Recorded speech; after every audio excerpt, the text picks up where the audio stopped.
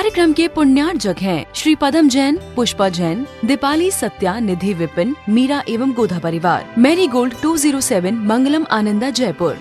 श्री सुमेर, विमला, प्रज्ञेश, अनमोल, छाबड़ा, अंजलि, अनुज, प्रेक्षा, पीयूष, अद्विक, कायरा, कासलीवाल, पांडिचेरी। श्री भंवर लाल जी, श्रीपाल जी, कुसुम, अमित, दीपशिखा, सुहानी, याशिका एवं समस्त चूड़ीवाल परिवार। सुजानगढ़ निवासी, गुवाहाटी प्रवासी श्री अनिल जैन, रीना जैन, माता जी संतोष जैन, पुत्री अतिशया जैन, दामाद मोहित जैन, बेटा रिधान जैन, अतिशया आर्ट, चांदी वाले, चांदपुर, जयपुर। श्री भारतवर्षीय दिगंबर जैन संरक्षणी एवं मुनि संघ सेवा समिति के अध्यक्ष श्री सुशील बाकलीवाल जी, अजमेर, राजस्थान के 51वीं शादी की वर्षगांठ के उपलक्ष्य में श्रीमती लीला देवी, सुनील, टीना, अजय, काजल, दीपक, नीलू, नेहल, यशवी एवं समस्त परिवार, अजमेर। बोलिए पंच परमेष्टि भगवान की, भगवान महावीर स्वामी की, अहिंसा परमो धर्म की, परम पूज्य आचार्य गुरुवर श्री विद्यासागर जी महाराज की, परम पूज्य आचार्य श्री समय सागर जी महाराज की, परम पूज्य सुंदर सागर जी महाराज की। पिछले दिनों से 12 भावनाओं का चिंतन मनन चल रहा है। आज पुनः लोक भावनाओं को दृष्टिपात करते हुए मैं अपनी बात को आगे बढ़ाता हूँ। लोक भावना हमारे जीवन को विस्तार से बताने वाली भावना है। वैसे भावनाएं हमारे जीवन को ऊंचा भी उठाती हैं और भावनाएं हमारे जीवन को नीचा गिरा भी देती हैं। इस संसार में प्रत्येक प्राणी के जीवन में कोई न कोई भाव या कोई न कोई भावना उत्पन्न होती रहती है हर पल। इसी संदर्भ में कहा जा रहा है कि जीवन एक यात्रा है। इस यात्रा के हम सभी यात्री हैं और ये यात्रा आज की नहीं, अनादि से चली आ रही है और यह यात्रा अनंत काल तक चलती रहेगी। इस यात्रा के संदर्भ में आचार्य भगवान कहते हैं, इस यात्रा को जन्म देने वाला कौन है? मैं आप सबसे एक प्रश्न करता हूँ, आपने जन्म लिया है तो इसको जन्म देने वाला कौन है? मालूम आपको? बोलो। घर में तो बहुत बोलते हैं आप लोग, और यदि शुरू हो जाए तो रुकने का नाम ही नहीं लेते हैं। क्यों बंटी भाई? है ना? सही है ना? हाँ, इस हमारी यात्रा को जन्म देने वाला कौन है? कभी विचार किया आपने? हमारा अपना कर्म है। कर्म ही हमें इस संसार में भटकाता है और कर्म ही हमें इस संसार में रुलाता है, और कर्म के द्वारा ही इस यात्रा के हम यात्री बने हुए हैं। कभी हमारा जन्म मध्य प्रदेश में होता है तो कभी हमारा जन्म उत्तर प्रदेश में होता है, कभी हमारा जन्म राजस्थान में होता है तो कभी हमारा जन्म गुजरात में हुआ, कभी हमारा जन्म महाराष्ट्र में हुआ तो कभी हमारा जन्म कहीं और हुआ। एक कर्म ही हमें संसार की गलियों में भटकाने के लिए ले जाता है। इन 12 भावनाओं का चिंतन करने से हमें लगता है कि हमारा संसार कितना बड़ा है और इस बड़े हुए संसार को कैसे हम समेटें। लोक अलोक आकाश माई थिर निराधार जानो, पुरुष रूप कर कटी भय सट द्रव्यन सो मानो। इस अलोकाकाश में लोकाकाश में यह स्थिर है। अलोकाकाश में लोकाकाश जिसे आधार रहित माना गया है, इस लोकाकाश को बनाने वाला हमारे छहों द्रव्य हैं। जहाँ तक छहों द्रव्य पाए जाते हैं उसे लोकाकाश कहते हैं, और उसके बाहर की जो अवस्था स्थिति है उसे अलोकाकाश कहा गया है। हमने पढ़ा है 12 भावनाओं में। लेकिन इस यात्रा के हम लंबे एक यात्री बने हुए। यात्रा आज की नहीं है, अनादि से है। कब तक चलेगी? जब तक हम नहीं सुधरेंगे तब तक चलेगी। बोलो।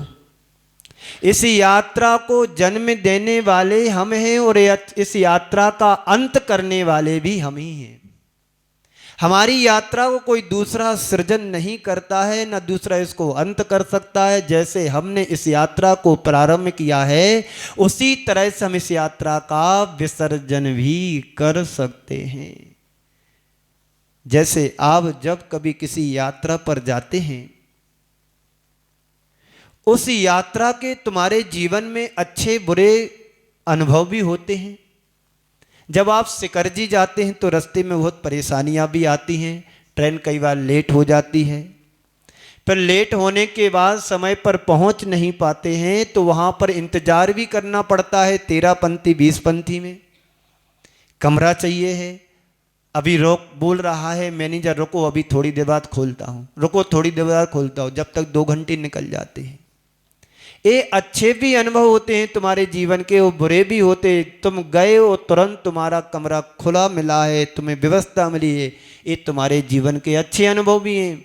और जहाँ परेशानियाँ तुम्हारे जीवन से जुड़ती हैं वहाँ तुम्हारे बुरे अनुभव हो जाते हैं। उन अनुभवों की स्मृतियाँ हमारे मानस पटल पर लंबे समय तक बनी रहती हैं।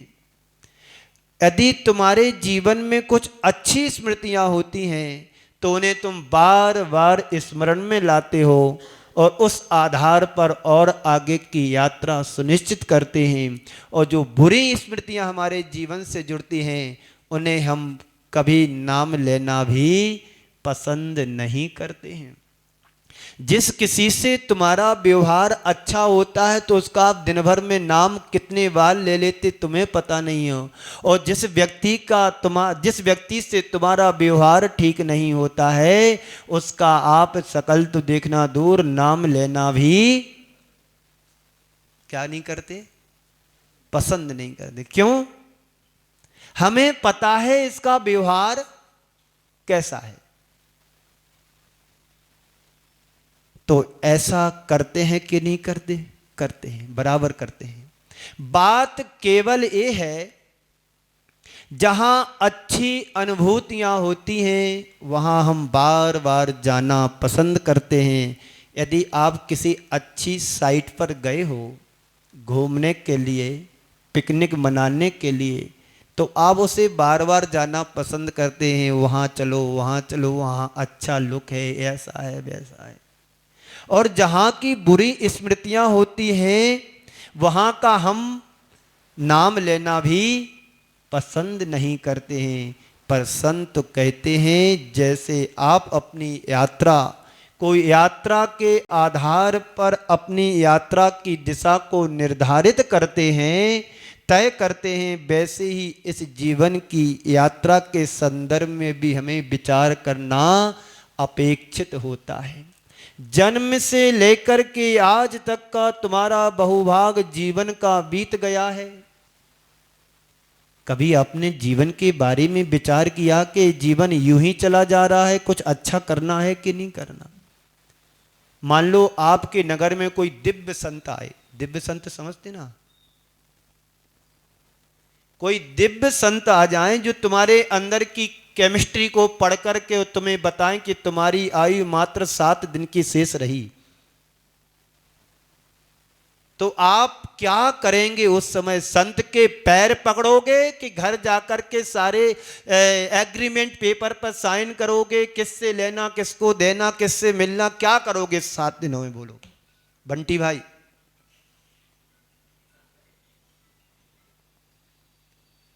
घर की व्यवस्था संभालोगे कि संत के चरण पकड़ोगे?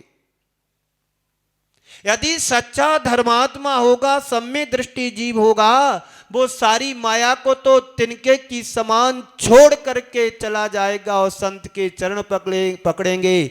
अब बस अंत भला सो सब भला। आप चाहते हो अपनी यात्रा का अंत करना? कोई नहीं चाहता। इतनी अच्छी संपत्ति पसीना बहा करके जोड़ी है और महाराज तुम्हें कुछ दिखता ही नहीं है, कुछ समझ में नहीं आता, छोड़ने छोड़ने की बात करते हैं। जो भी इस मंदिर में आते हैं, कौन सा मोहल्ला है जी? पारसनाथ मंदिर, पारसनाथ कॉलोनी है ना। जो भी इस कॉलोनी में संत आते हैं बस छोड़ने की बात करते। कभी उन्होंने ऐसा मंत्र नहीं दिया कि बस हमारे यहां तो आता रहे जाता ना रहे। ये तो अनंत की यात्रा है और इस अनंत की यात्रा का हर जीव यात्री बना है। हमारे जीवन की यात्रा उस निगोद पर्याय से प्रारंभ होती है और सिद्धों तक जाने की इसकी एक व्यवस्था है। हर पर्याय में इस जीव का पराभव हुआ है, परिवर्तन हुआ है। अब विचार करो, 6 ढाला को याद करो। एक श्वास में 8-10 बार जन्मो मरियो भरियो दुख भार। ये क्या है? संसार है, ये लोक है। इस लोक में हर प्राणी सुख दुख भोगता है, उठाता है। इसका सृजन करता कौन है? हमारा अपना कर्म है। कर्म के द्वारा ही जीव सुख भोगता है और कर्म के द्वारा ही जीव दुख भोगता है। तो हमारा जीवन भी एक बहुत लंबी यात्रा है। इस यात्रा का सूत्रधार कौन है? हमारा कर्म है। यह यात्रा आज की नहीं है, अनादि से है और अनंत काल तक यात्रा चलती रहेगी। आप सबने जन्म तो लिया होगा ना? क्यों बाबूजी, नाम क्या आपका? धर्मचंद जी, दिनेश जी गंगवाल, धर्मचंद जी, पदमचंद जी, यही तो नाम चलते हैं। सौभाग्यमल जी है ना, जनेन्द्र जी, जय जनेन्द्र जी, नाम होते ना सब। तो इस यात्रा कब तक चलाना है आप लोगों को? जब तक नींद लगी रहेगी तब तक चलती रहेगी।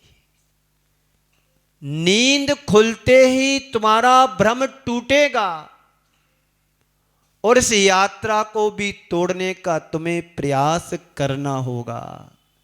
महाराज श्री, हम तो सुबह जाग जाते हैं और आप कह रहे सो रहे हैं।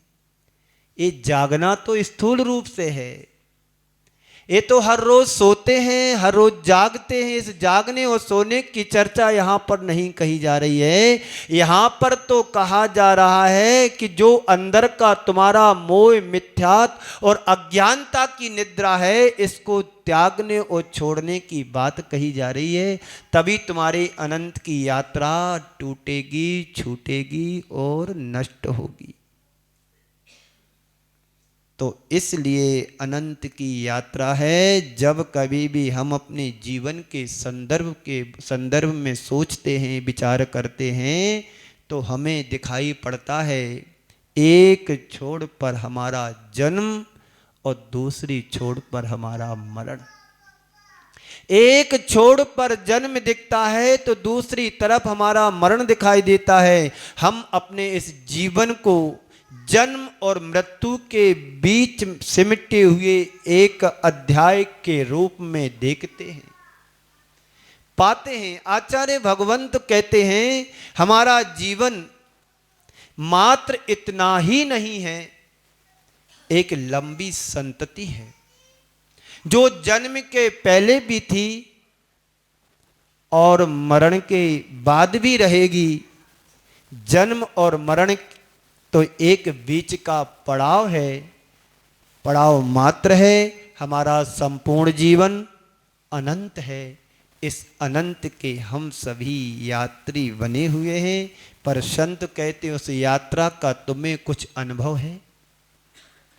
हम निगोद में से निकल कर के कहाँ कहाँ भटके, 5 स्थावरों में जन्म लिया, 5 स्थावरों में थोड़ा सा पुण्य कमाया होगा, अपनी पर्यायगत प्राप्त किया होगा, वहाँ से निकल कर के 2 इंद्री बना, 2 इंद्री से 3 इंद्री बना, 3 इंद्री से 4 इंद्री में जन्म लिया होगा, और 4 इंद्री से जन्म लेकर के पंचेंद्री तो बन गया, लेकिन मन नहीं मिला, मन के अभाव में भी दुख उठाया, और जैसे तैसे मन वाला बन गया तो मनमानी करना शुरू कर दिया उसने। ये यात्रा है तुम्हारी। इतना ही नहीं, 4 गतियों में भी ये जीव निरंतर भटकता रहा। कभी निगोद पर्याय, कभी नरक गति में गया, कभी देव गति को प्राप्त किया, कभी स्वर्ग गया, कभी मोक्ष गए, कभी मनुष्य बना, कभी त्रियंच बना। हर गति में, हर पर्याय में जीव घूमता रहा, भटकता रहा।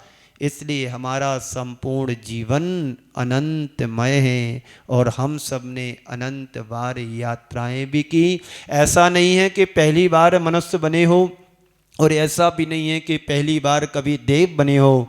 अनंतों बार मनुष्य पर्याय को धारण किया, अनंतों बार देव पर्याय को धारण किया, अनंतों बार त्रियंच गति में गया, अनंतों बार नरक में गया। ये चक्र संसार का निरंतर चलता रहा। ये चक्र है, हर व्यक्ति के जीवन में चक्र घूम रहा है। अब इस चक्र का भेद तुम्हें करना है, चक्र से तुम्हें बचना है, तो धर्म चक्र की शरण में आना होगा। धर्म चक्र की शरण में आओगे तभी तुम सिद्ध चक्र की आराधना कर पाओगे, वरना संसार चक्र और कर्म चक्र में उलझ करके हमारा जीवन समाप्त हो जाने वाला है। थोड़ी सी जिंदगी शेष रही है, जीवन का बहुभाग बीत गया है, अब थोड़ा सा भाग शेष बचा है। पर संत कहते हैं इस शेष भाग को विशेष बनाना चाहते हो तो बस कर्म चक्र से छूट करके धर्म चक्र में प्रवेश करो, तो अनादि की यात्रा तुम्हारी रुक सकती है, छूट सकती है। आज हमें इसी लोक भावना की बात समझना है। हम अतीत के जीवन में हम कहाँ कहाँ भटके हैं, पता है आपको?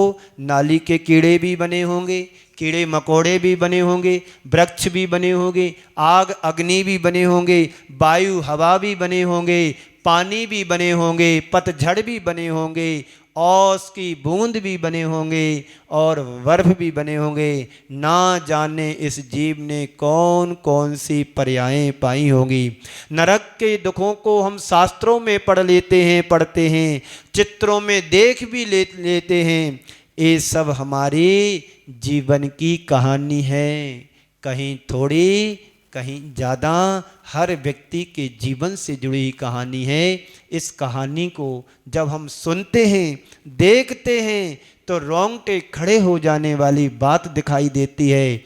एक बार नहीं, इस जीव ने अनंतों बार इन कष्टों दुखों को पाया है, भोगा है, फिर भी हम उस दुख से छूटने का प्रयास नहीं कर पाते हैं। इसी का विचार करने का नाम ही लोक भावना है। इस लोक में ताम में जीव अनादिते भरमत हैं बिन ज्ञान। इस लोक में, संसार में जीव बिना ज्ञान के कारण, ज्ञान तो सभी के पास है, आप लोग सब ज्ञानी बैठे हैं, ये ज्ञान की बात नहीं की जा रही, यहां पर सम्यक ज्ञान की बात। 9वें ग्रेवे तक जीव मुनि बनकर के चला जाता है और वहां से वापस आ जाता है, तो कारण क्या है, वजह क्या है? तो सम्यक दर्शन के अभाव में जीव पुनः वापस लौट आता है।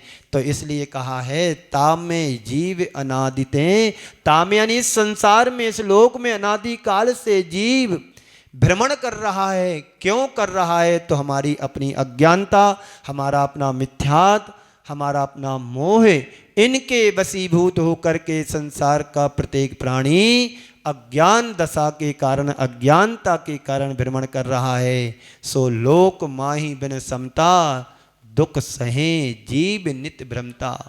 निरंतर दुखों को सहन कर रहा है, भोग रहा है, और समता तो उसके जीवन में है ही नहीं है। इसलिए सो लोक माही बिन समता, समता के अभाव में विषमता को धारण कर लेता है। सुख जीवन में चाहता है और दुख के कारणों को संपादित कर देता है। अनुकूलताएं जीव चाहता है, करना अच्छा चाहता है, लेकिन उसके द्वारा बुरा ही होता है। इसी का नाम लोक है। और आप लोगों को कुछ पिछला याद तो होगा नहीं है? याद किसी को कल क्या खाया था? पर ये याद तो नहीं होगा, पर ये याद जरूर होगा कि 25 साल पहले मंदिर में लड़ाई किसने की थी हमसे, है? ये जल्दी याद रहता है, ये भूलते नहीं है। इसी का नाम तो संसार है, लोक है। महाराज अतीत का तो जाने दो, अच्छी तरह से इसी जीवन का भी तो याद नहीं है। सुबह क्या खाया, शाम को क्या खाना है, यह भी पता नहीं है। पर संत कहते हैं अतीत में हमने अनंत जीवन जिया है और मरा है, अनंत जीवन व्यतीत किया है। आज उसका कुछ भी मुझे इस स्मरण में नहीं है। हमें आज उसकी कोई स्मृति नहीं है, लेकिन एक भोगा हुआ सत्य जरूर है कि जब हम पढ़ते हैं, स्वाध्याय में सुनते हैं गुरु मुख से, तो जरूर लगता है कि सब हमारा भोगा हुआ एक अध्याय है। इस सत्य पर जो विश्वास कर लेता है वह संसार में फिर ज़्यादा भटकने की नहीं सोचता, उससे बचने का प्रयास करता है। वो जीवन है। आज उसकी हमें कोई स्मृति नहीं है। आज इस लोक भावना के संदर्भ में 4 शब्द में आपके सामने कहूँगा। स्मृति, विस्मृति, सत्कृति, दुष्कृति। एक होता है स्मृति, अच्छी भी हो सकती है, बुरी भी हो सकती है। विस्मृति यानी भूल जाना। किसी को पैसे दे करके भूलते क्या आप? कोई मांगने आएगा तो जरूर भूल जाएगा, भैया हमने तो लिया नहीं था। पहले के समय में लोग क्या करते थे पता है? जब यात्रा करने जाते थे तो अपना बेस कीमती सामान पड़ोसी के घर रख के जाते थे, भैया इसको संभाल के रखना, हम साल भर 6 महीने बाद लौट करके यात्रा करके आएंगे तो फिर हम अपना उठा लेंगे। हाँ हाँ रख जाओ रख जाओ। जब वो सामने वाला व्यक्ति आया लौट करके 6 महीने बाद और रखा तो डबल था, बोलता है हमने आपके यहाँ 5,000 रुपये रखे थे, वो लौटा दो। रखे 10 थे। हाँ हाँ जल्दी ले जा 5,000 रुपये जी। भूलते भी हैं तो ज़्यादा नहीं भूलते, कमती भूलते हैं कि देना कम पड़े। विस्मृति, सत्कृति और दुष्कृति। सत्कृति यानी अच्छी कृति, अच्छी स्मृति। दुष्कृति यानी बुरी स्मृति। तो अतीत की स्मृति जगाएं, अतीत की स्मृतियों को जगाने का प्रयास हमारा होना चाहिए। हमें स्मृति में नहीं है, सब विस्मृत हो गया पुराना अपना, जो हम भोग करके कष्ट आए हुए थे, जो पिछली पर्यायों को हमने भोगा था, चाहे वो किसी भी गति की पर्याय हो, ये सब हमने भोगी हैं। एक बार नहीं अनंतों बार भोगा है, कुछ भी पता नहीं है। मैं कौन हूँ ये तो पता होना चाहिए। क्या नाम आपका? दिनेश कुमार जी गंगवाल, यही है ना नाम? कहाँ से आ रहा हूं? घर से आ रहा हूं। घर से ही आए ना आप। कुछ भी पता नहीं है किस पर्याय से मेरा जन्म मनुष्य पर्याय में हुआ था, और मैं कौन हूं ये भी पता नहीं है। पर क्या पता? उसका तो पता करो जो तुम वास्तव में हो। हम वास्तव में क्या हैं? एगो में सासदो आदा दंसर नाण लखड़ो, शेषा में बाहिरा भावा सब्बे संयोग लखड़ा। आचार्य कुंद कुंद देव कहते हैं मैं एक शाश्वत आत्मा हूं। ज्ञान और दर्शन मेरा लक्षण है। शेषा में बाहिरा भावा, मेरे से पृथक जो पर पदार्थ दिखाई दे रहे हैं वो मेरे से भिन्न, यानी मेरे शरीर नहीं हूँ। आत्मा से भिन्न जो कुछ भी चीज़ें हमें दिखाई दे, शरीर भी हो सकता है, मकान भी हो सकता है, वस्त्र भी हो सकते हैं, दुकान भी हो सकती है, सब मेरे से भिन्न हैं, पृथक हैं, मैं कुछ भी नहीं हूँ। जो मैं हूँ वो दिखता नहीं, और जो दिख रहा है वह मैं नहीं हूँ। जो देख रहा है वह मैं हूँ, और जो दिख रहा है वह मैं नहीं हूँ। इस प्रतीति का नाम भिन्न भावना कहा गया है। तो तुम अनंत के यात्री हो, तुम्हारी अनंत की यात्रा है, तुम सब कुछ भूले हुए हो। इस मूल की भूल को सुधारने का प्रयास हमारा होना चाहिए। घबराने की कोई बात नहीं है। भूल गए हैं तो ऐसा छोटा मोटा नहीं भूलते, बहुत बड़ा भूल जाते हैं। और जिस किसी से लेना हो ये कभी भूलते नहीं हैं, देना है तो जरूर भूल जाते हैं, और देना कितना है तो कमती ही बताते हैं, ज़्यादा बताने की ज़रूरत नहीं है। तो कई लोग यात्रा करते हैं तो अपनी एक डायरी मेंटेन भी कर लेते हैं, कहाँ कितने दिन रुके, कहाँ पर क्या खाया क्या पिया, कितने दिन रहे, कहाँ कितनी यात्रा की, सारी की सारी डायरी में नोट कर लेते हैं। बहुत सारे लोग ऐसे होते हैं, उन डायरियों के अनुरूप अपने आगे की यात्रा को निर्धारण करते हैं, निर्णय लेते हैं, ये करना ये नहीं करना, यहाँ जाना वहाँ नहीं जाना। हमारे तुम्हारे जीवन की भी सबकी अनंत की यात्रा है। अब इसकी कोई डायरी तुम्हारे पास है कि नहीं? एक व्यक्ति मकान बनाता है, उसमें कितने ईंट गारे लगते हैं, पत्थर सीमेंट लगता है, इसका सबका हिसाब तुम्हारे पास होगा। अभी मैं वहाँ पर था सोनी जी की नसिया में, वहाँ के जो बाबूजी हैं, जो उनके नसिया जी वाले, वो आज सुबह आहार के बाद बैठे हुए थे, बतला रहे थे महाराज श्री 1853 में ये जो समूषण बना था मात्र 19,000 रुपये में बना था। ये पूरा हिसाब मेरे पास आज रखा हुआ है। 1853 में वो समूषण बना, मात्र 19,000 रुपये उस जमाने में लगे। 19 लाख के बराबर आज की कीमत समझो, और ज्यादा भी समझ लो, 19 करोड़ भी बोलो तो कोई दिक्कत वाली बात नहीं। 1853 की बात है। 200 साल होने को जा रहे, थोड़े बहुत दिन कम, वर्ष कम। इस सब का हिसाब हमारे पास है, पर जीवन का कोई हिसाब है? जो हमारी श्वासें निकल गई हैं, कितनी शेष रह गई, इसका कोई हिसाब हमारे पास नहीं है। एक व्यक्ति दुकान चलाता है, सुबह से शाम तक माल बेचता है, खरीदता है, उसके पास उसकी डायरी रहती है, कितना आया कितना गया, किसको कितना देना, किससे कितना लेना, ये सब हिसाब किताब उसके पास होता है। पर अपन ने इतना लंबा चौड़ा जीवन अनेक पर्यायों में गुजार दिया, इसका कोई हिसाब किताब हमारे पास नहीं है। तो क्या करना है? पता तो करना पड़ेगा।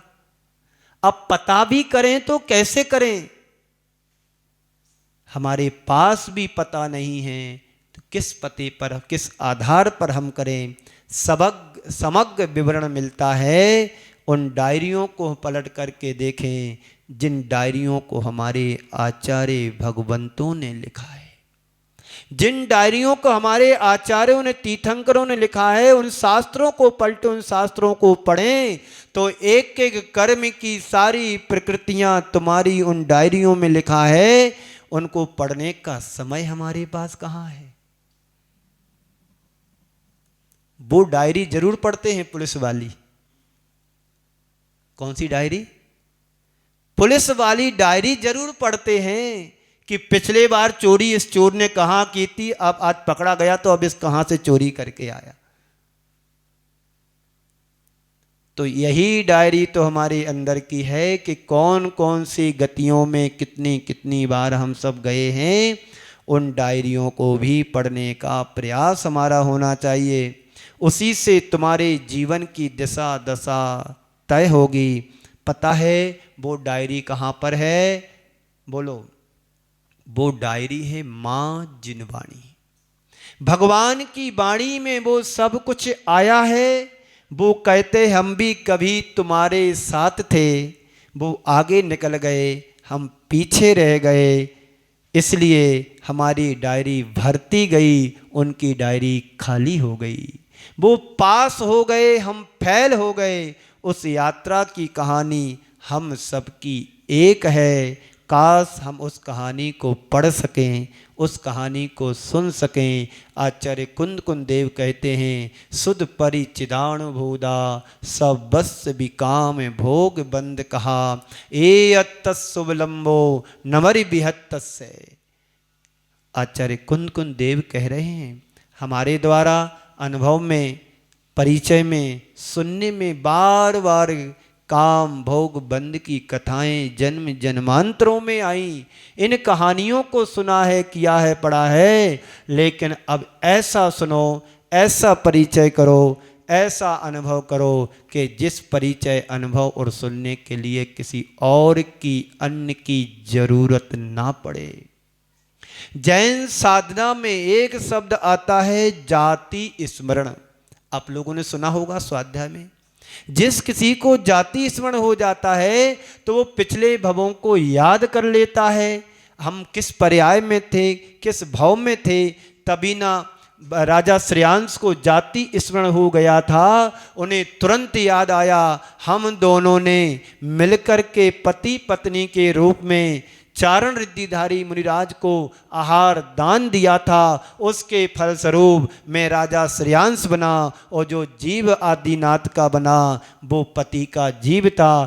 तभी उनको जाति स्मरण हो जाता है और जाकर के तुरंत नवदा भक्ति करने लगते हैं। इसी का नाम जाति स्मरण है।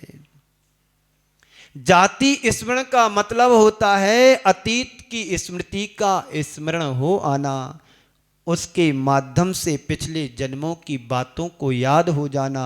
उससे व्यक्ति को अपने अच्छे बुरे फलों का पता पड़ जाता है। संत कहते हैं जाति स्मरण सम्यक दर्शन का कारण भी बनता है। अगर तुम्हें ये स्मृति हो जाए कि नरकों में दारुण दुख भोगे थे तो कैसा लगेगा? बोलो। अभी दुख है क्या? वैसे अभी दुख तो इस बात के होते हैं, कोई यदि बुरा बोल दे तो बिल्कुल सहन नहीं होता है। कोई कुछ थोड़े से अपशब्द बोल दे तो सहन नहीं होता है। और नरकों में कितना दुख, वहां की भूमि को स्पर्श करने से इतना दुख होता है, इतना दुख होता है कि यहां की भूमि पर यदि 1000 बिच्छू एक साथ काटे तो उतना दुख नहीं होता शायद। एक बिच्छू काटे तो कितना दुख होता? किसी को काटा है कभी? बोलो। किसी को नहीं काटा ना। इधर भगवान से प्रार्थना कर दो कभी काटे भी नहीं किसी को। कल्पना करिएगा, एक बिच्छू काटे तो कितना दुख होता है, और एक साथ 100 काटे तो कितना होगा, और एक साथ 500 काटेंगे तो कितना होगा, और एक साथ 1000 काटे तो कितना होगा। बिच्छू क्या होगा? वही आदमी समाप्त हो जाएगा। मधुमक्खियों को देखा आप लोगों ने? कुंडलपुर में तो बहुत सारी लगी हैं। एक बार की घटना है, आहार को हम सब निकल रहे थे, आचार्य श्री निकल गए, किसी मंचला बच्चे ने पत्थर मारा तो उसी समय ऐसी मधुमक्खियां भिनभिनाई, सब कुछ इधर भागे, कुछ मंदिर में गए, कुछ इधर गए। एक महाराज जी थे, वो वहीं पर बैठ गए, उनको चिपक गई बहुत सारी मधुमक्खी, हजारों मधुमक्खियों ने उनको छेड़ लिया। उन्हें पकड़ करके लाए, कंबल अम्बल से उनको अलग किया, कमरे में बैठाया, और जब तक आचार्य श्री आहार करके आ गए, उन्हें देखा, फिर आहार के लिए उठाया, चंदन वगैरह लगाया, तेल लगाया, अमृत धारा लगाई, और जब आहार के लिए उन्हें ले गए तो आहार लेने के बाद तुरंत उन्हें उल्टी हो गई, जहर बढ़ गया उनके शरीर में। तो ये परिणाम ये देखने को मिलता है। तो ऐसे दुख हमने एक बार नहीं अनंतों बार भोगे हैं। उन दुखों को याद करो, कल्पना करो बंधुओं, ये लोक भावना है। इस लोक में हर प्राणी दुखी है, सुखी कोई नहीं है। लगता जरूर है मेरे जीवन में थोड़ा बहुत सुख है, पर सुख जैसा नहीं सुखाभास है। तो लोक के अलोक के आकाश माई तेरे निराधार जानो, और पुरुष रूप कर कटी भय सट द्रव्यन सो मानो। इस पुरुषाकार लोकाकार का ये लोक है जिसमें 6 द्रव्य माने जाते हैं। इसका कोई ना करता हरता, अमिट अनादि है। इस लोक को कोई करने वाला नहीं है, बनाने वाला नहीं है। ये स्वतः बना हुआ है, ना इसको कोई मिटाने वाला है, ना इसको कोई बनाने वाला। अनादि से है, अनंत काल तक ये लोक रहेगा। और जीव रूप उद्गल नाचे या में कर्म उपाधि है। इस लोक में अपने अपने कर्मों के द्वारा जीव नाच रहा है, भ्रमण कर रहा है। ये कर्म के द्वारा ही सब कुछ भोग रहा है। और आगे कहते हैं, पाप पुण्य सो जीव जगत में नित सुख दुख भरता। इस संसार में दुख मिलता है तो पाप कर्म के कारण मिलता है। थोड़ा बहुत सुखानुभूति होती है, सुख मिलता है, ये पुण्य के कारण मिलता है। तो सुख दुख को देने वाला पाप और पुण्य है। इस कार्यक्रम के पुण्यार्जक थे श्री पदम जैन, पुष्पा जैन, दीपाली सत्या, निधि विपिन, मीरा एवं गोधा परिवार। मैरी गोल्ड 207 मंगलम आनंदा जयपुर। श्री सुमेर, विमला, प्रज्ञेश, अनमोल छाबड़ा, अंजलि, अनुज, प्रेक्षा, पीयूष, अद्विक, कायरा, कासलीवाल, पांडिचेरी। श्री भंवरलाल जी, श्रीपाल जी, कुसुम, अमित, दीपशिखा, सुहानी, याशिका एवं समस्त चूड़ीवाल परिवार। सुजानगढ़ निवासी, गुवाहाटी प्रवासी श्री अनिल जैन, रीना जैन, माता जी संतोष जैन, पुत्री अतिशया जैन, दामाद मोहित जैन, बेटा रिधान जैन, अतिशया आर्ट, चांदीवाले, चांदपुर, जयपुर। श्री भारतवर्षीय दिगंबर जैन संरक्षणी एवं मुनि संघ सेवा समिति के अध्यक्ष श्री सुशील बाकलीवाल जी, अजमेर राजस्थान के 51वीं शादी की वर्षगांठ के उपलक्ष्य में श्रीमती लीला देवी, सुनील, टीना, अजय, काजल, दीपक, नीलू, नेहल, यशवी एवं समस्त परिवार अजमेर।